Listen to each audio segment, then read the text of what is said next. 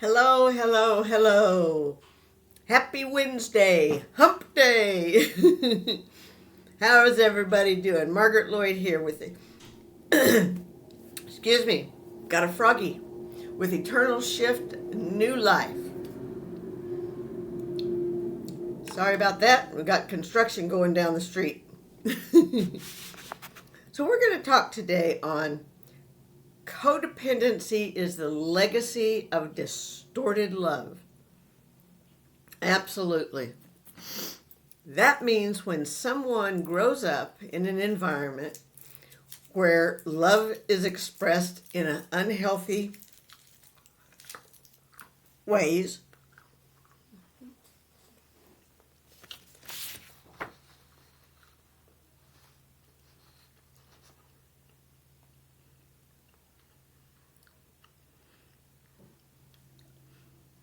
like being overly focused on the needs of others at the expense of their own. And that was me.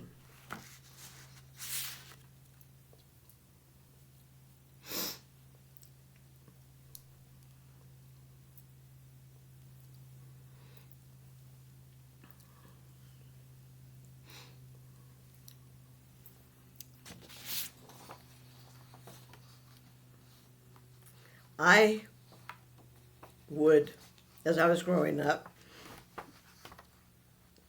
cared more about what my brother and sister were doing than caring for myself.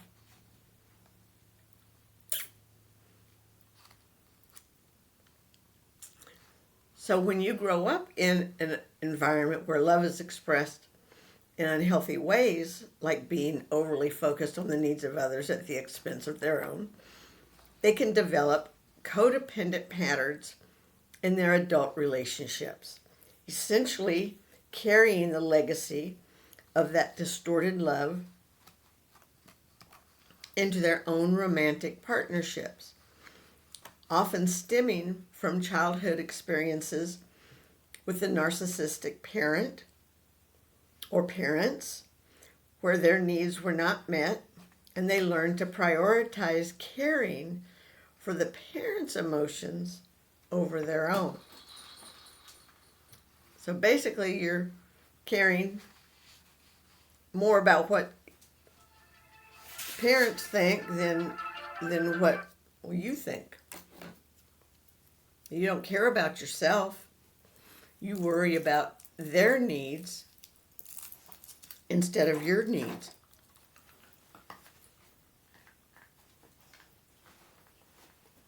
What are you doing, silly girl? Oh, you're going to guard my door? Okay. She's a good puppy.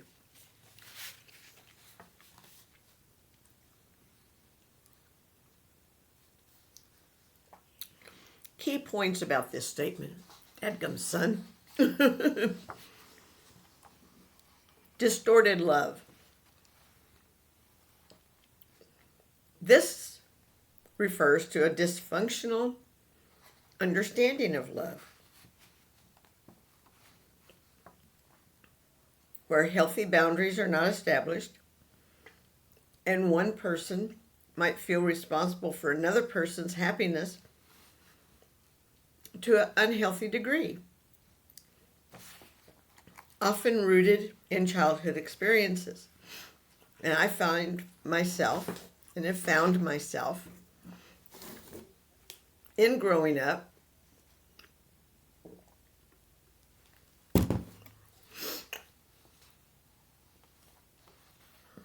that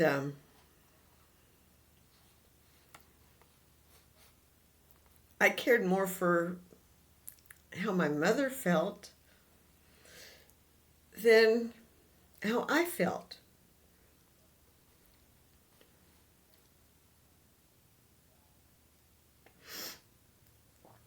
Legacy. This implies that the patterns of behavior learned in a childhood with a distorted love can continue to influence a person's relationship later in life.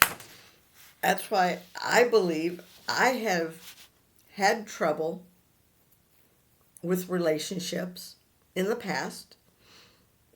Like I said, I've been married 3 times, divorced 3 times. I don't have a lot of healthy, I wouldn't even know what a healthy relationship looked like. I didn't live in one as a child. I didn't live in one as an adult to 3 men. None of those were healthy. I'm trying right now, other than yawning all the time, to live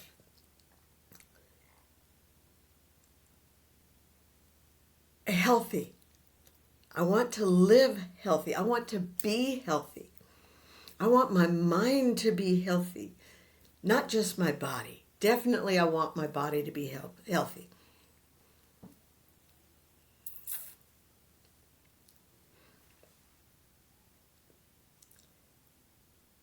But I need my mind to be healthy. That's why I'm doing this. This is helping my mind, my mental, to be happy, to be healthy. It's getting there. It's not perfect, but it's getting there. In fact, for the last couple of days, my son and I have been fighting, not speaking. And this morning we had a talk. We talked for about 2 hours. Nobody raised their voice. Nobody got angry. It was a good talk. It was a healthy talk. So this is helping me as well as hopefully helping you. Codependency.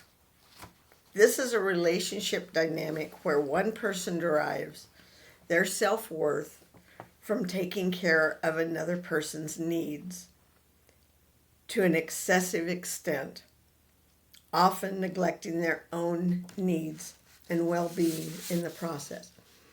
And that's what I have done in the past. I have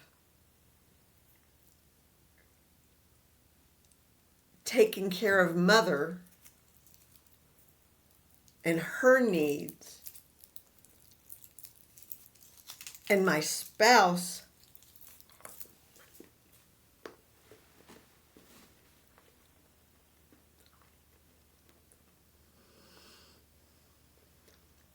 and his needs. Well, no more. Not doing it again. Can't do it any longer.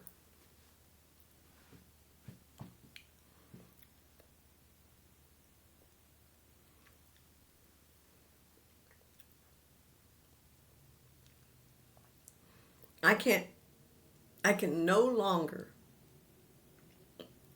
care for somebody else's mental health over mine. I can't do it anymore. I did that back when I was a child.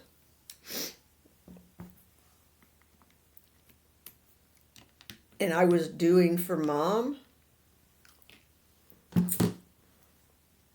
and not for myself.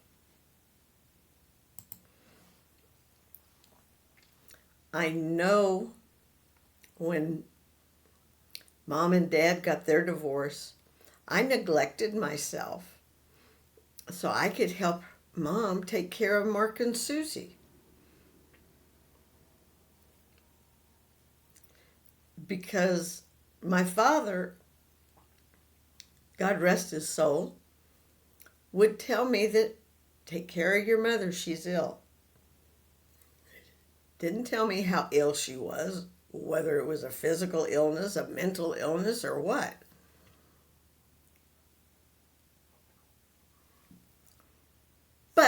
said I needed to take care of her. So I did. The only way I knew how at the age of 14, which was to take care of my brother and my sister. So I watched after them and let Mom do what she needed to do. So here's an example scenario. A child growing up with a parent who struggles with addiction might feel responsible for their parent's emotional state and try to fix them, leading to a codependent pattern in their adult relationships where they seek validation by taking care of their partner's problems, ED, to the detriment of their own needs. Turned me into a prostitute. He was my pimp. He pimped me out so he could get a boner. He couldn't get a boner without pimping me out. And in the end, y'all know what a Vienna sausage looks like? The size of a Vienna sausage? About like that. Yeah. That's what he ended up with. That's what I divorced. I swear to God, when I met him, he had a nice 8-inch cock. Good cock. This is what he wound up with. Because he refused to go to a doctor about his condition. This can't fuck nothing. I could suck it, but it could not go in. It would just slide into my my pussy. It didn't do anything. That's what he wound up with by being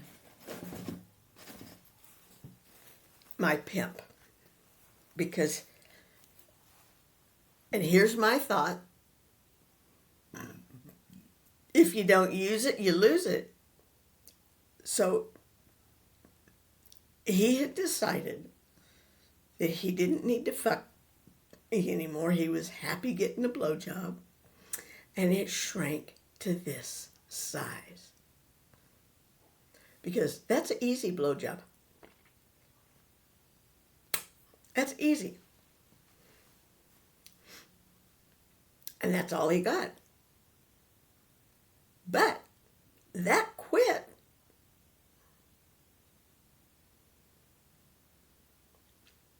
Seven years ago. Because it wouldn't even get hard. Unless he was watching me fuck a nigger. Fuck a black guy, I'm sorry.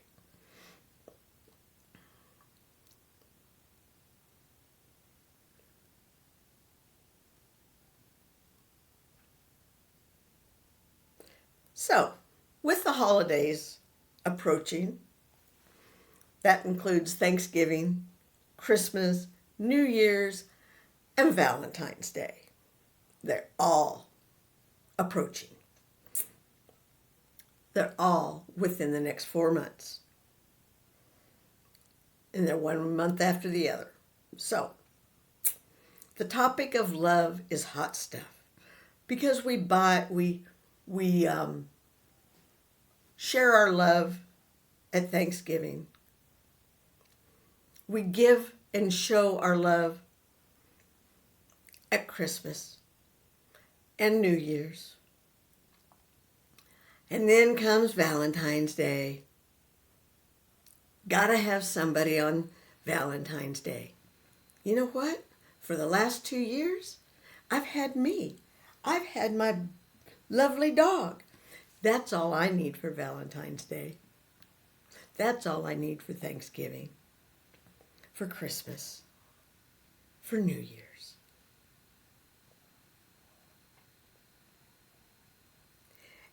And will we love till death do us part? Oh, hell no. The statistics show it used to be 25% of all marriages end in divorce. This was back in I believe it was in the 60s, 70s. At the turn of the century, into the 2000s, it was closer to 50%. I believe now it's closer to 75%. To me, why anybody would ever want to get married? Why?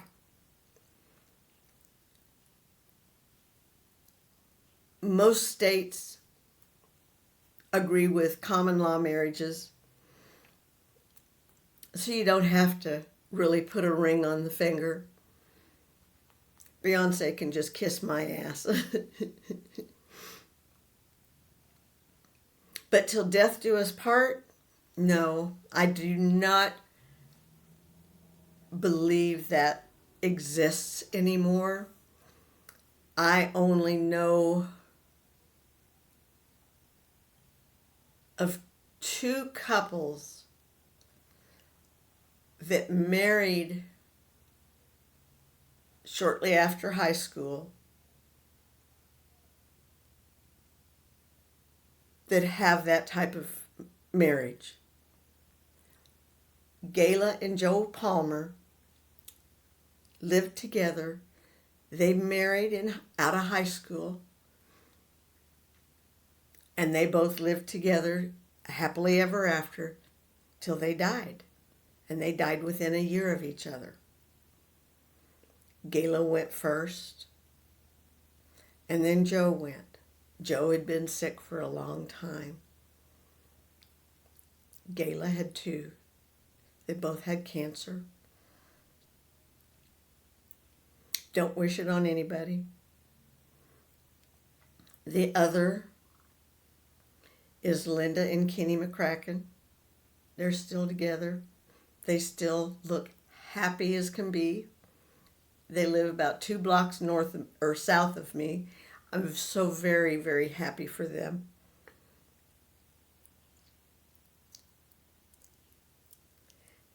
Did I learn how to love in my childhood? No. Adult children of narcissistic parents learned a distorted notion of what love is about. Yeah, I did.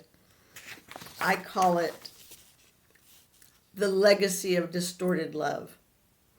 They learned that love is either about what I can do for you, what you can do for me. Many adults raised by narcissistic parents choose love partners based on this distorted meaning. And I believe that's why my 3 marriages failed. I think the first one failed because of me. I should have talked to Junior about religion instead of divorcing him right off the bat. I think I should, when he laughed at friends for going to church to watch a movie, I should, that's where their movie theater was in this small little town. So I should have talked to him instead of just upping and leaving and getting a divorce. I should have done it differently. My life might have been different had I done that. But I did what I learned from my parents. My mom and dad got into fights, and they'd chase each other around the house with a butcher knife and try to push each other down the stairs. So and then the next thing I know, Mom's getting a divorce. So it's, and we're moving from Casper, Wyoming to Ardmore, Oklahoma, where at that time I'm like, and where is that? So, yes, I lived in the legacy of distorted love.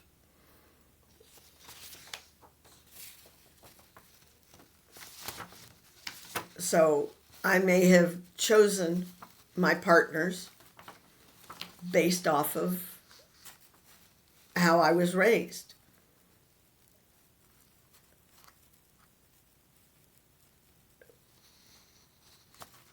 So, which means, let's see, let me get back to this sentence. Many adults raised by narcissistic parents choose love partners based on this distorted meaning, which sets them up for dependent or codependent relationships, or no relationships at all. That's where I'm headed right now, because I really don't want one. Dependency is an unhealthy leaning on the other, while codependency is taking care of the other to the exclusion of taking care of the self. So I was a dependent. I depended on him. And I was codependent. I took care of him. This distorted notion of love in a narcissistic family comes from the lack of healthy hierarchy in the parent-child connection. In a normal family, which hard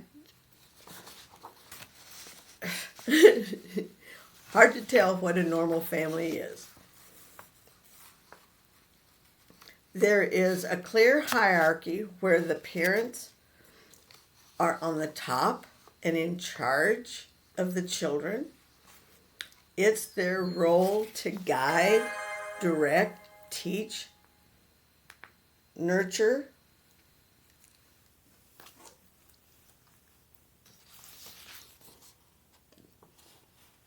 I lost that, thanks to my poem. There we go.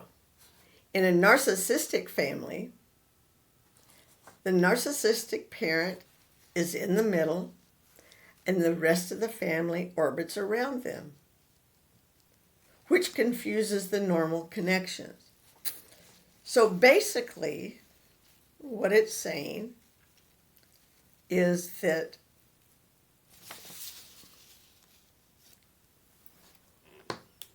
this is the parent, and all the children, this is the narcissistic parent, and all the children and other family members are around them.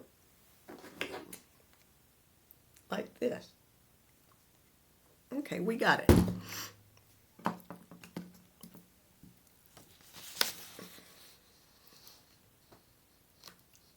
The children are often put in the role of caretaking the parent or tiptoeing around them so as not to upset them.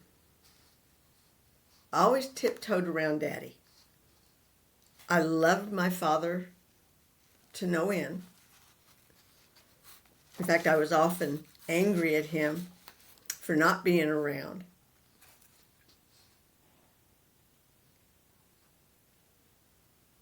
So I would always be very quiet when Daddy came home from work because, well, Mom told us to be quiet. Daddy's drunk. Let's not make Daddy angry.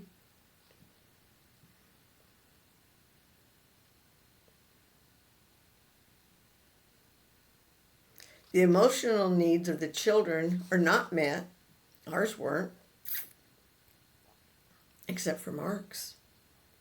It is then common for adult children of narcissistic parents to try to fill their emotional void and emptiness with inappropriate love relationships. And I did that.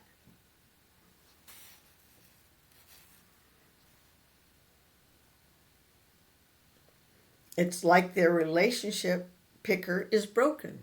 Yeah, my relationship is broken. My relationship picker is broken.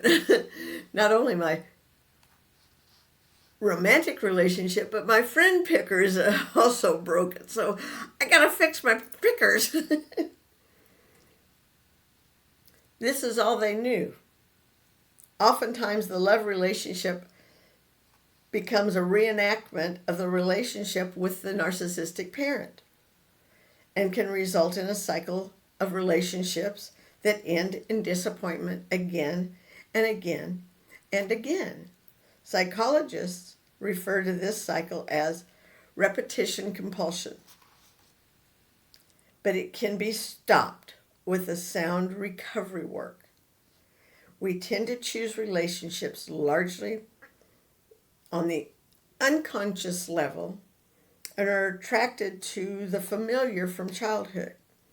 If the unfinished business from the past is not worked out, it's common to experience the repetition compulsion.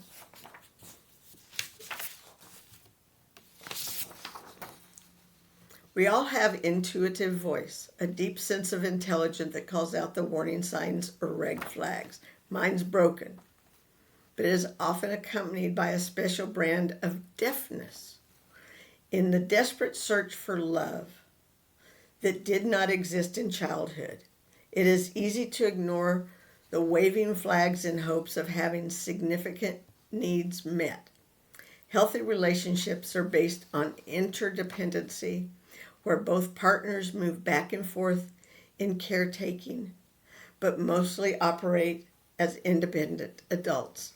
This is neither dependent nor codependent, but loving a person for who they are rather than what they do for you.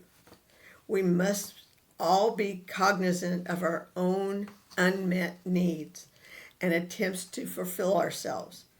Recovering from a childhood with narcissistic parent means working on building your own solid sense of self and learning to reparent the child within. That's what I'm trying to do. I'm trying to reparent myself. Not easy. Determining what love is and how to overcome the legacy of distorted love is a major recovery task for adult children of narcissistic parents. It may be wise to understand that unconditional love may only exist in God's love for us. Absolutely. God has unconditional love for us. And a parent's love for a child and is not likely to exist in romantic connection. Never. Never will you have, I believe, unconditional love from a partner. From a parent, yes. From a sibling even, yes.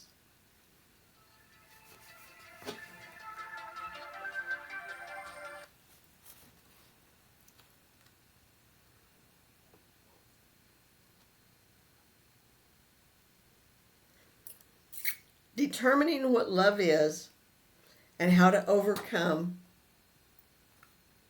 the legacy of distorted love is a major recovery task for adult children of narcissistic parents. It may be wise to understand that unconditional love may only exist in God's love for us.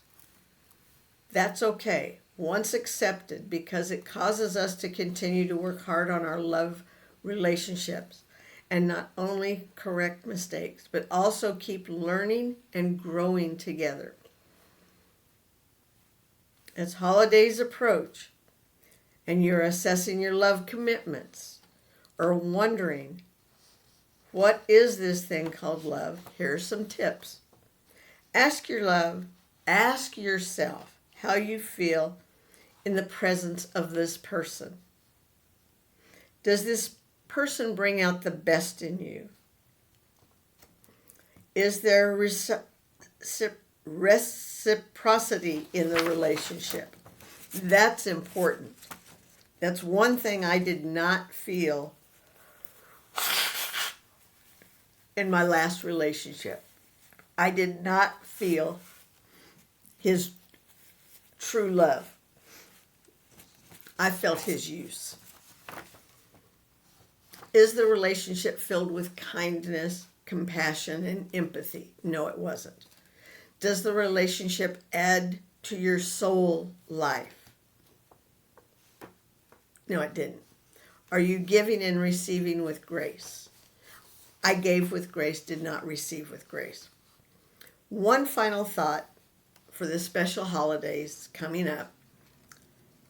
Remember that the antithesis to narcissism is empathy. So show them empathy. Show them love. They won't know what to do with it. Make it a warm day with your loved ones by expressing empathy for their feelings. Chocolates and flowers aside, and trinkets. This is the greatest gift we can give each other, is empathy. If we have empathy for each other, we have love for each other. So with that in mind, let's get ready for tomorrow is a special day. Tomorrow is a day of giving thanks. See you tomorrow at 4 p.m. Central Standard Time. In the meantime, peace out and love for all. Love you guys.